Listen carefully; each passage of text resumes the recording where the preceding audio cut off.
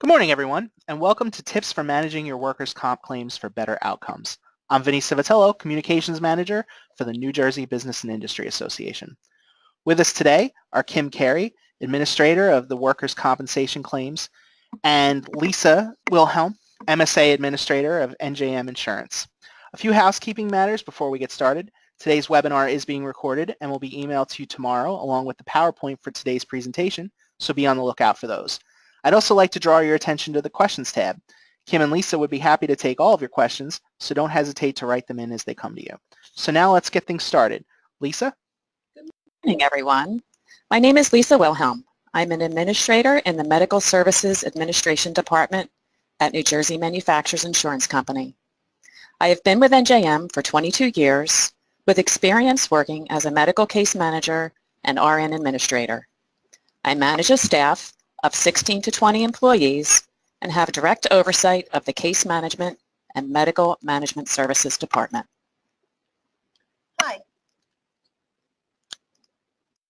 Hi, I'm Kim Carey, and I'm an administrator in NJM's Workers' Compensation Claims Department. I've been with NJM for over 22 years, including 17 years in workers' comp claims. I've held various roles in claims management and subrogation. I currently have oversight of 3 supervisors and 13 claim representatives. So let's get started. In today's webinar, we're going to talk about a number of ways that can help you achieve the best overall claim outcome when managing a workers' compensation claim. The topics we'll cover are the importance of claims management, the role of the employer, the role of the workers' compensation carrier, prominent claim management actions, how collaborative efforts can positively impact the claim outcome, and the importance of medical management. The importance of claim management. So why is claim management so important, and how does it help you achieve successful claim outcomes? First, injured worker advocacy is a critical part of a successful claim outcome. By advocating for your injured worker, you will ensure medical treatment and benefits are administered in a timely and appropriate manner, resulting in optimal outcome. Supporting your injured worker's needs and expressing an active interest in helping him or her will develop a positive outlook in the eyes of your employee. Studies have shown that this bias to action reduces the likelihood of litigation and helps support a successful outcome. When faced with a workers' compensation claim, containing costs can result in premium savings. This is done through prompt and appropriate medical care, which ensures the treatment is curative and the benefit payments are appropriate. The best cost containment strategy is to identify and correct safety concerns in your workplace. Your claim exposures can be significantly reduced by analyzing trends to identify and correct safety issues. Doing this will absolutely help to prevent and may even eliminate repeat injuries. Next, we're going to touch base on the top 5 causes of injury. What follows are the 5 most common causes of injury. They make up 95% of the workers' compensation claims. Among the top are strains and sprains, which are seen in all job or industries, including administrative support roles, to assembly lines, roofing and construction, maintenance, and the list goes on and on. Next are contusions and slips and falls. We often see slips and falls as a result of wet floors, loose electrical cords, or during the winter in company parking lots. Being struck or injured by an object is often seen in a warehouse or grocery store setting. And last are lacerations or punctures, which we commonly see in food service industries and the medical field. Next, I'd like to talk about the 9 actions that as an employer you can take to positively impact the management of your claims and their overall outcome. First, listen to your employee and ask questions.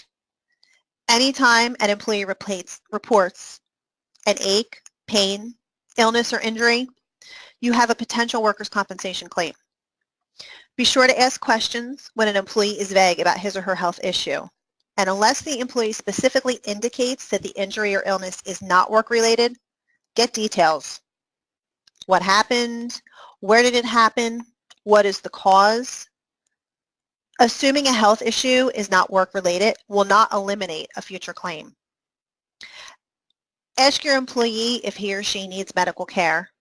And remember, providing medical care is not an admission of compensability. Document the incident and conversation. It's important that you keep detailed records or notes of any conversation that you have with your employee and whether or not the issue is work-related. Should there be litigation, documentation is a valuable tool when defending a formal claim. Investigate and verify.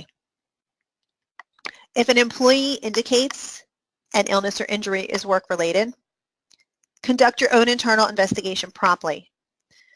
After obtaining information from the employee, talk to his or her coworkers, obtain statements, review cameras, video, or any other internal investigation source you have available to you. Next, report. Report any possible work accident or illness to your carrier or third-party administrator immediately. Reporting a questionable claim to your carrier does not automatically generate costs. Reporting a claim permits your carrier to investigate the matter and make a determination on compensability. However, not reporting an alleged claim can create unnecessary litigation. Be an employee advocate. Assist your employee during the claim process. Once a claim is filed, help he or she understand what to expect. Treat your employee with respect, even if the claim may seem questionable. Help them obtain answers to their questions and alleviate their fear. Set positive expectations that he or she will fully recover and return to work. Work and communicate with your claims rep. Once a claim is reported, communicate regularly with your assigned claims representative. You may have information valuable to the managing of the claim. And finally, implement a return to work program. When it's feasible, implementing a return to work program reduces claim costs. It allows an injured worker to feel productive while recovering to full duty. Lighter restricted duty should be for a defined period as your employee transitions back to his regular job. Be proactive about safety. The most effective way to control your premium cost is to prevent accidents from happening in the first place. Implement safety and loss prevention programs suitable to your business with the help of your carrier. And participate in the legal process.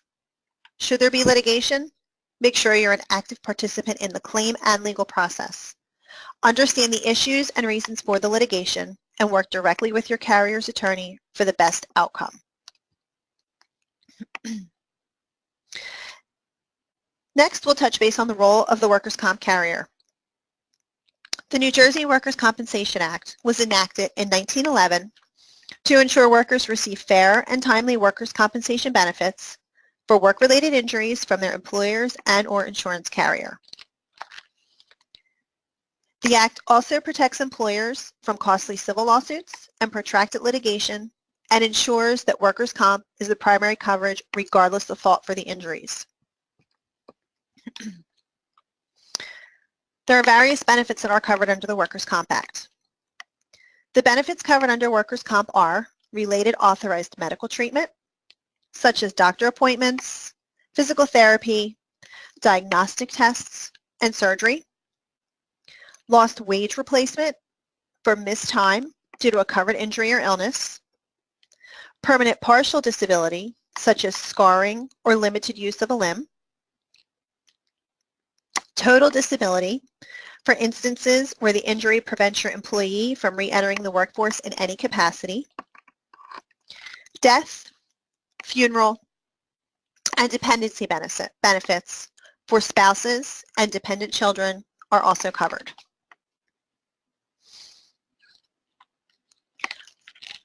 Prominent claim management actions. Once you report a claim to your workers' comp carrier, there are prominent claim management actions that you should notice. Immediate assignment of a claim number and adjuster. Prompt carrier response is important for a successful claim outcome. This starts with the immediate assigning of a claim number and adjuster to the claim. If practical, a dedicated claims representative on your account results in consistent collaborative communication.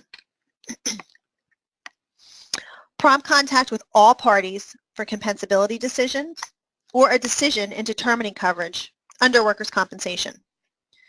Initial contact with all parties, such as the employer, employee, witnesses, an authorized treating doctor, will begin the investigation in determining compensability and directing care if appropriate. This should take place soon after the claim is reported, usually within 1 to 4 business days. Continued communication through the life of the claim. Continued communication through the life of the claim is key to a successful outcome.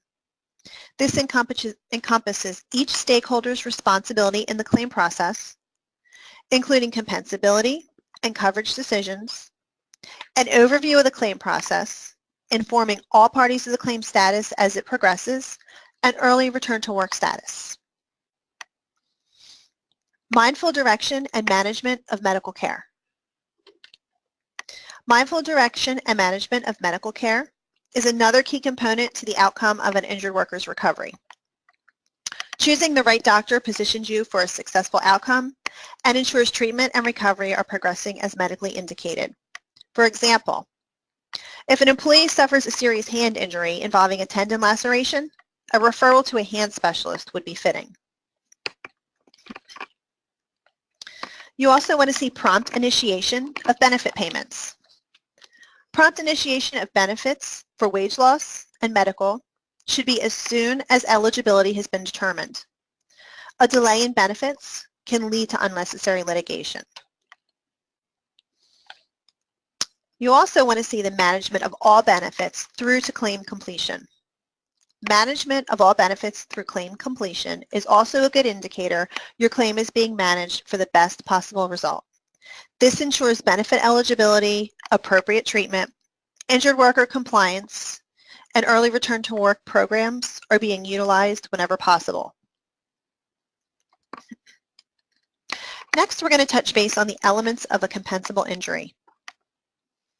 An injury occurring at work does not automatically make it work-related, a work-related incident, and therefore compensable. The key elements of compensability are that the injured worker suffered an injury caused by an accident at work. For example, a grocery store employee was hit in the head by a can when it fell off the shelf he or she was restocking. The accident exposure arose out of employment. This part looks at the source of the risk. The employee was at work performing his job duty when he was injured. He or she was injured. The accident exposure occurred in the course of employment. This part looks at the time and place, or in other words, was the employee actively engaged in the performance of his or her duty? In this case, yes, the employee was stocking shelves. We're going to touch base on some thorough investigation indicators that you should notice. A thorough investigation is important in determining the correct compensability decision, which will in turn direct the outcome of the claim in question. If it's a covered loss, the carrier will initiate benefits and manage the employee's medical care. If the claim is not a covered loss, notice of no coverage would be communicated. History verification is necessary to confirm the injury occurred as a result of and in the course of employment. Is the injury history consistent? Are there pre-existing injuries? When did the injury occur? Are there any red flags? For example, is it a Monday morning ankle injury and a coworker noticed the employee limping before he or she started their shift? Statements are also key. Statements should be taken from all appropriate parties, employers, injured workers, coworkers, and any other witnesses, to help determine the facts of a questionable case. Statements may not be necessary for all claims. Performing ISO and social media searches are important tools and can provide information that pertains to the case history, such as prior workers' compensation injuries or motor vehicle accidents. ISO is a database maintained by the International Organization for Standardization. Social media searches are any search engine on the internet that may reveal pertinent information. Securing pre-existing medical records can provide great insight into covered and non-covered injuries. It also assists the treating doctor in directing the appropriate and causally related course of care. And obtaining other critical documents to support the claim decision and outcome are crucial. For example, obtaining a death certificate will confirm benefit eligibility and where dependent benefits are to be issued. A police report will support subrogation recovery efforts in cases where there is a potential recovery for a negligent third party, such as in a case with a motor vehicle accident.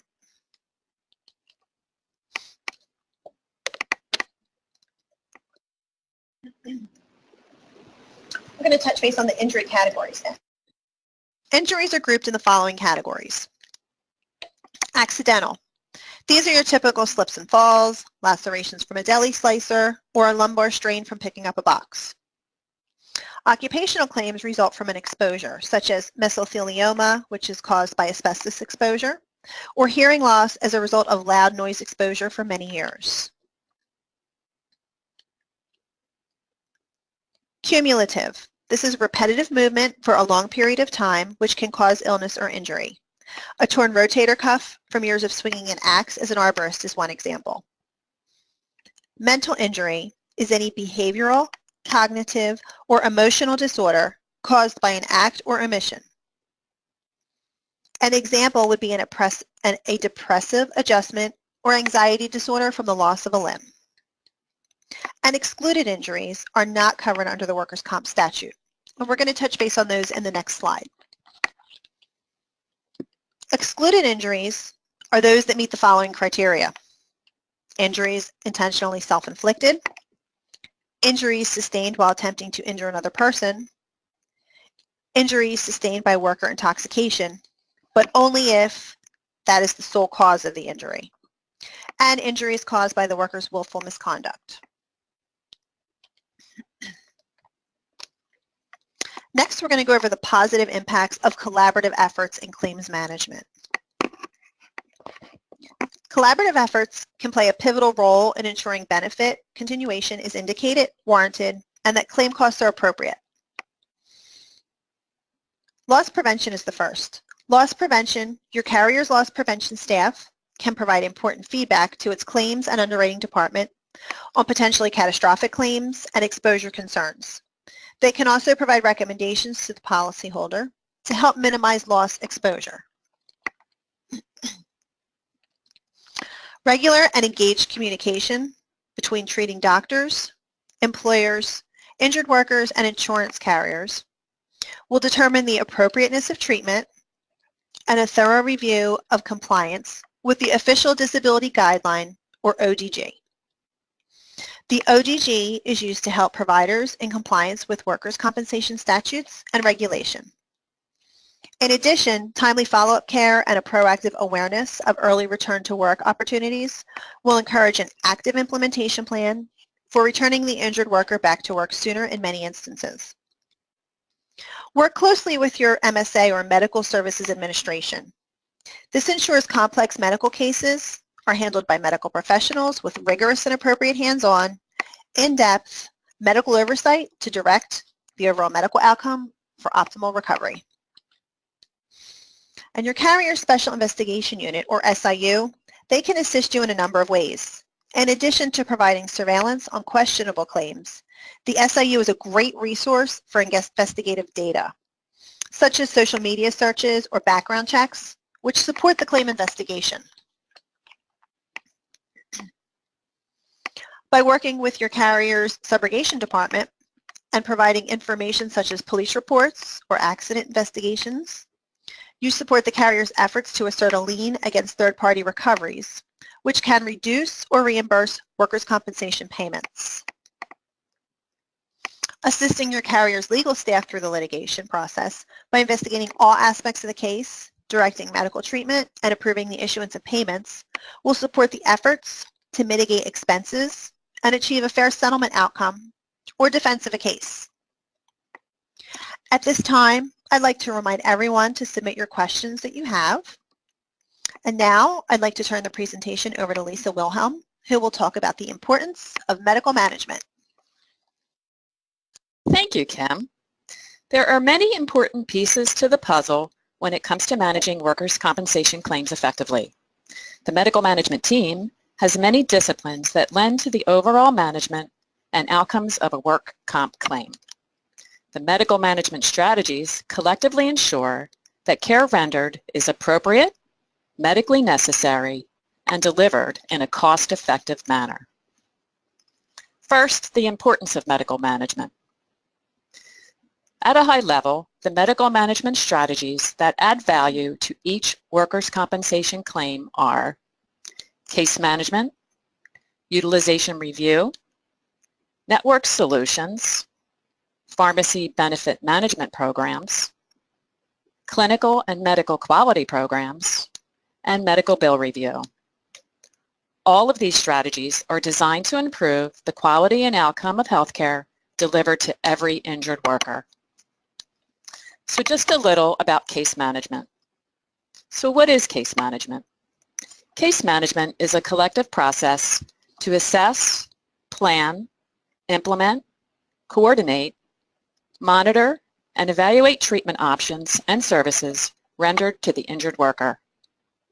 The role of your carrier's case manager is to establish and maintain constant communication with the treating provider, claims representative, and injured worker in order to meet the individual's health needs in a timely manner, to promote quality and cost-effective care, which ultimately results in a positive outcome. The case manager facilitates care and promotes early return to work in a proactive manner. This role can be performed either by telephone or by an on-site visit with the injured worker. The nurse ensures that care requested is medically necessary, consistent with nationally recognized evidence-based clinical guidelines, and injury appropriate. This collaborative process confirms the proper diagnosis and treatment in accordance with disability duration guidelines in order to move a case toward closure. In short, the nurse case manager, or NCM, promotes and uses evidence-based guidelines to manage treatment, care, and costs. They update treatment plans as indicated during the course of treatment to ensure that all needs of the injured worker are addressed. They coordinate and collaborate with the claim staff regularly. This is paramount to keep abreast of the treatment plan and the expectations for return to work. The nurse case manager also initiates claim file reviews when appropriate to include the claims, legal, and medical staff. This effort ensures all claims, medical, and legal department leads play a role in managing claims to share their views and provide input on what steps are most appropriate to properly manage a more complex claim or bring a claim to closure. Pre-screens. They perform pre-screens on a variety of treatment requests. Next, I'd like to talk a little about utilization management. Utilization management and review is the safeguard against unnecessary and inappropriate medical care. It allows the insurer to review patient care from a perspective of medical necessity, quality of care, appropriateness of decision-making, place of service, and length of stay. Utilization management has several components. It is comprised of prospective review, concurrent review, retrospective review, network penetration options, and quality review and outcomes.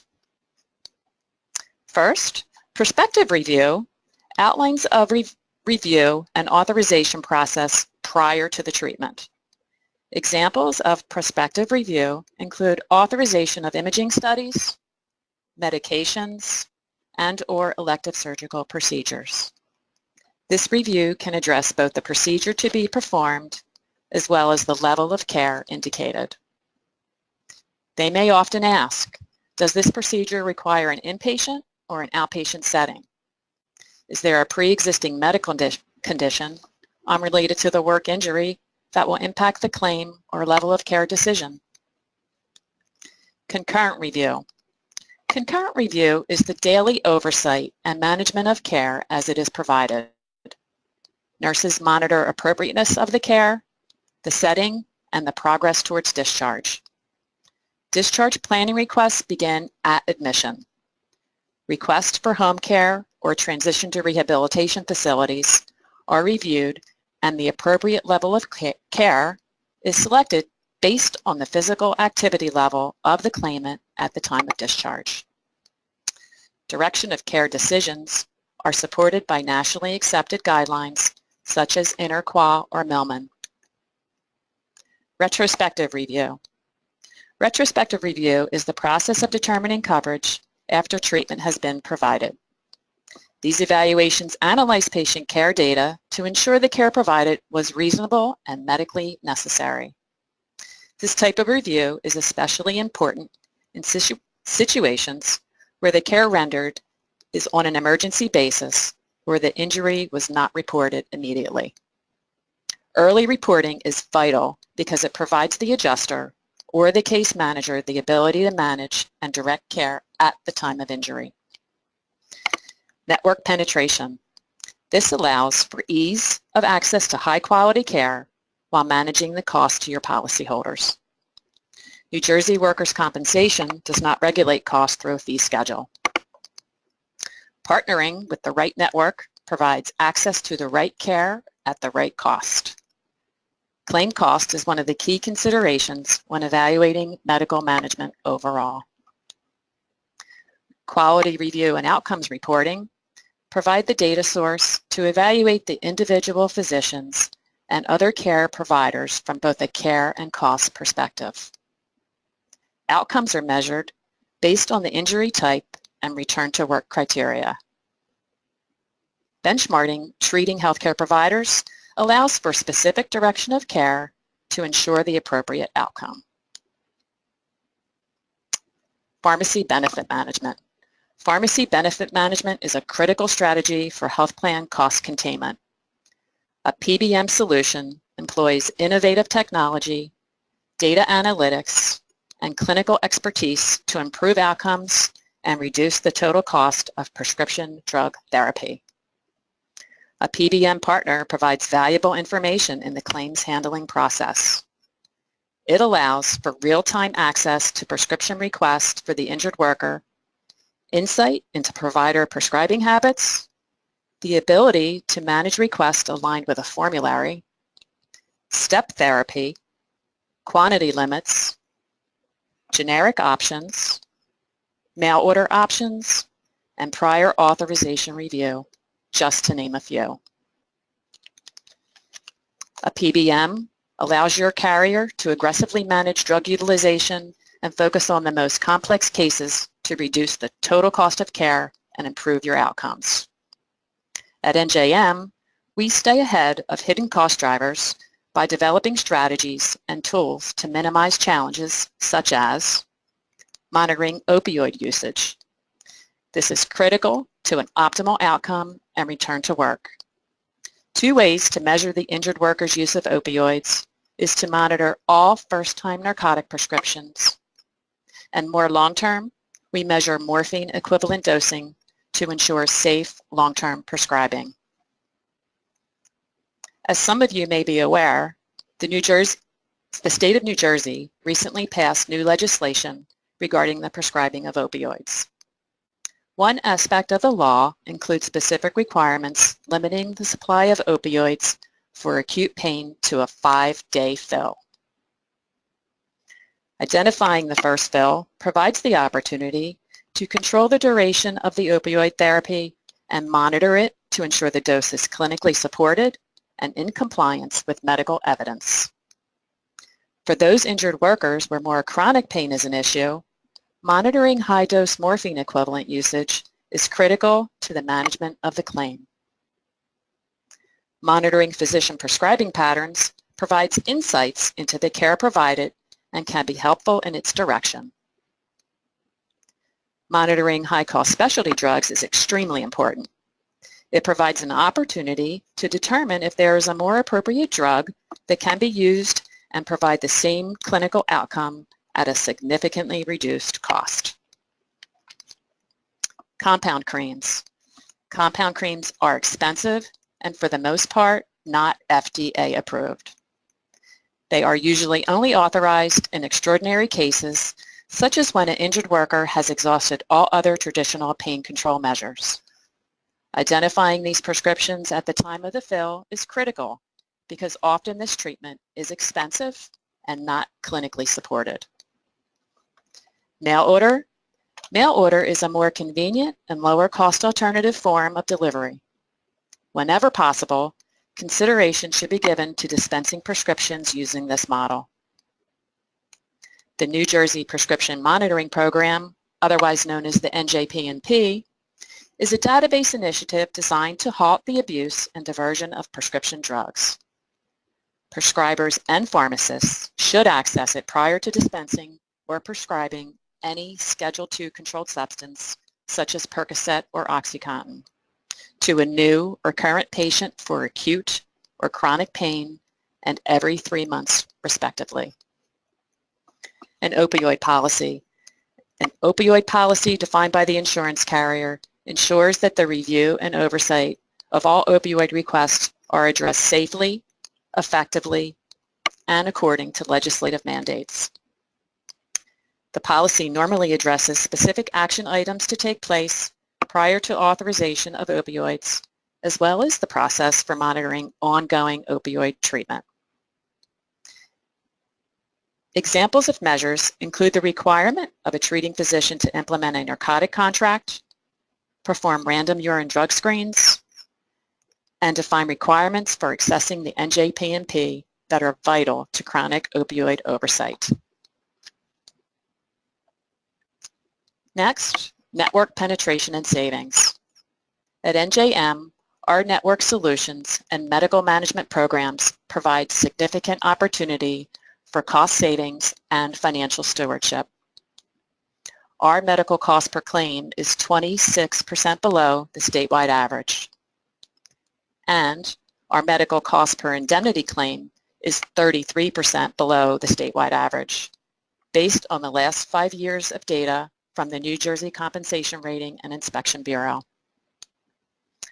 Lastly, average medical cost per case.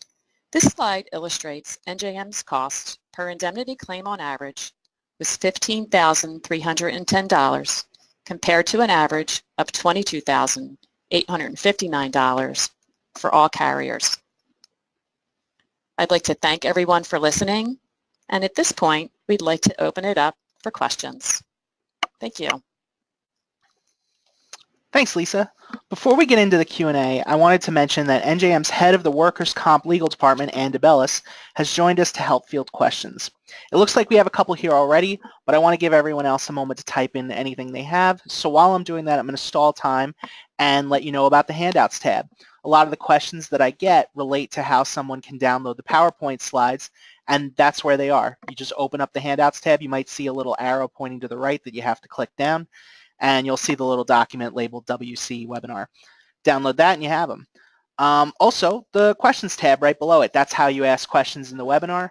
And I want to make sure to tell you not to be shy, because you're going to get a post-evaluation webinar survey when this is done, and I read those, and a lot of times I see people say, wow, I really wished that the speaker would touch on this. Well, you have 3 experts in the workers' compensation field here, so if you want to hear about X and they didn't cover it, make sure to ask your question.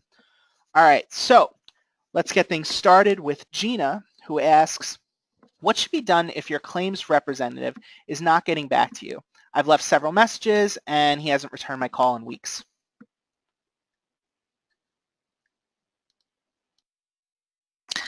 Hi, Gina. This is Kim here. Normally, I would, recommend that if you're unable to reach your claims representative via phone or any other means of communication, probably, as much as I'm sorry to hear you're having some bad luck, to reach out to someone else at your carrier and request that you speak with maybe a supervisor or someone above them that could potentially help you. Not really sure what else I can suggest in that regard. I know, we always pride ourselves on responding in a timely manner, and, we at NJM do absolutely have backup if there's an instance where an adjuster is unexpectedly available. So it may not always appear as though it seems. So I would say to just, reach out and see if there's someone else there that can help you. Both Lisa and Connie ask what ISO stands for. I know you said it in the thing, and I remember the O and the S were reversed, but go ahead. ISO is a database that is nationally collected. They collect information. It's a standardization database where you are actually able to do searches, and you can locate if there are prior auto accidents, if there are injuries involved in those auto accidents. Sometimes it will show you the body parts involved. We sometimes will look at those, and if that's a red flag, we may have to ask some more questions and dig a little deeper into our investigation if we have a concern. It also will provide other workers' compensation claims in the past, and it's kind of a source to just look and see if there's any other red flags or information you might want to dig deeper into. And that is something that's available to the carriers, and I believe that all carriers are also required to report any of these types of claims to the ISO database. Mary Jane asks, let's say an employee suffers a laceration at work and he is taken to the ER. The ER doctor determines that stitches by a plastic surgeon are needed, and this is done. The plastic surgeon schedules follow-up office visits for the injured worker at his office. Can the employer redirect the injured worker to a workers' compensation carrier-approved plastic surgeon for follow-up care? And if so, is that recommended? Insurance carrier have the right to redirect care. As a matter of practice, in instances like that, we typically would recommend follow-up with the original treating doctor. In emergent situations, sometimes you do have to be flexible, and what we can do is if it looks like it's something that's on course and there's no complications, it's just going to be a visit or two, you certainly could continue to treat with that doctor. We obviously keep a close watch medically, and if we have concerns, we at that point would absolutely redirect to a specialist in network that we would have a rapport with and make sure that we're getting them the treatment that's needed and appropriate. So while you were talking, you mentioned, well, Gina has a question, and I guess this is asking you to elaborate on something. Does the employer have the right to see the employee's prescription? And well, go ahead and answer that first, and then I'll get into her second question. Hi, it's Ann here. Yes, the Workers' Compensation Act provides that the employer or their carrier have the absolute obligation to provide necessary and causally related medical care. So seeing the prescription prescribed by the authorized treating physician is paramount to providing that statutorily obligated care. Okay, and the second question was, who is responsible for monitoring doses of morphine usage then, the doctor or the employer? We at NJM hold our providers responsible for the prescriptions that they prescribe, and we also have a clinical team that has the oversight to make sure that anything that is prescribed is medically necessary and according to evidence-based guidelines. Okay. Neil asks, if an employer feels the case doctor is dragging out the out-of-work status for too long, can an employer ask for a second opinion? So as we stressed in the slideshow on the claims end, it's absolutely crucial to have continued communication throughout the claim, and we do pride ourselves at NJM on consistently being in touch with our employers as well as the doctors and the injured worker. If there are concerns, making your claims rep aware of that and requesting that for discussion is absolutely open and on the table and an option. And if they have concerns, they can go over it with you. They can maybe give you some insight into the claim and to why we may or may not want to do that. And if it is fitting, absolutely it is an option that we have. Sometimes you do have to strategically look at the situation though and decide what's best in that moment. So that would be your best bet, is to communicate with your claims representative to see if it's fitting for the situation.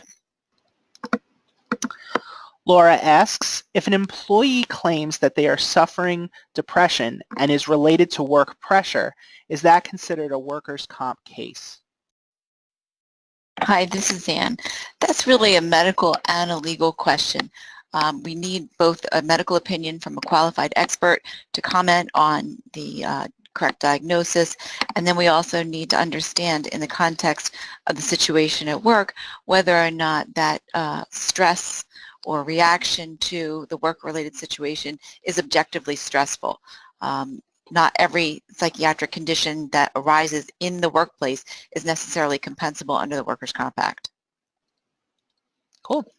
So Roseanne asks, what do you do when an employee is dissatisfied with the workers' comp doctor and decides to go to their own doctor? The employee choosing their own physician would be considered unauthorized, and the liability for all the medical costs incurred with that treatment would be borne by the employee.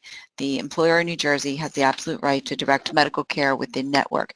The only exception to that is when a judge rules otherwise. So when there is a dispute between an employer and an employee that's brought before a judge of compensation, the court will hear evidence and make a decision, and then we are honor-bound or duty-bound to really follow the judge's order and or take an appeal.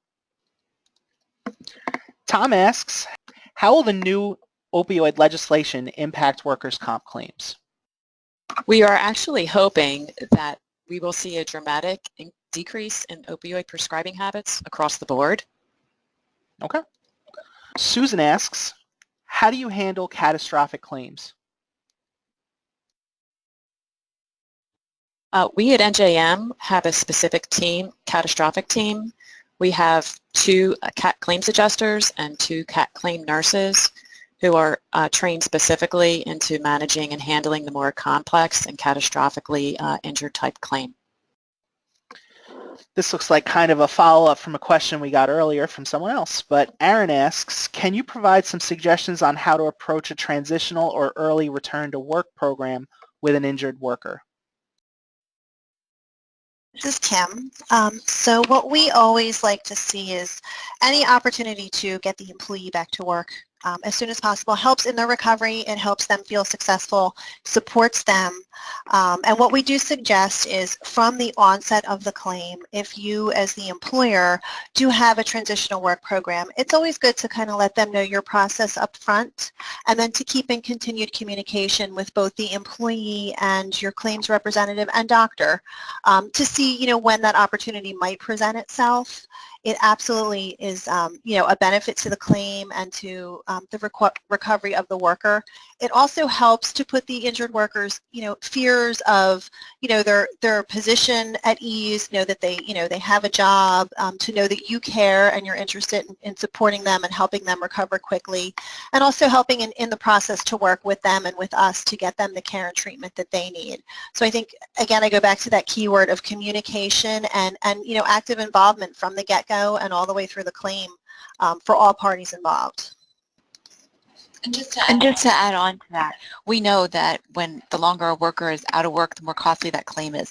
So anytime you can get that worker back to the job site so he can participate in his work community, the better the outcome is going to be. Okay, I've got one more question here, but if one of you wants to type something in while they're answering it, we might be able to squeeze it in. So Karen asks, what can an employer do to assist the carrier in the claims management and legal defense process? Okay. I go back to that proactive involvement from the get-go. Especially in instances where a claim is questionable, any information or feedback that the employer can help provide to the claims representative during the investigation is critical. We find so often that there may be some information that the employer is aware of that impacts the claim and they aren't even aware of it. So by having that comfort level with your claims rep and sharing information that you're maybe not even certain of actually can benefit in the long run. I also think the active involvement with the legal process when the claim does go formal, understanding what the formal process is and what it is that the employee is seeking when they file a formal claim, and also assisting both claim staff and legal staff in obtaining any documentation or information to support that defense and the litigation process is key. It absolutely makes for a better outcome, and it leaves us with the information that we need to help support and defend the case. Okay, well that looks like about all the questions we have, so let's get everyone out to lunch early. Don't forget, all of you will be receiving a recording of today's webinar and the PowerPoint slides via email.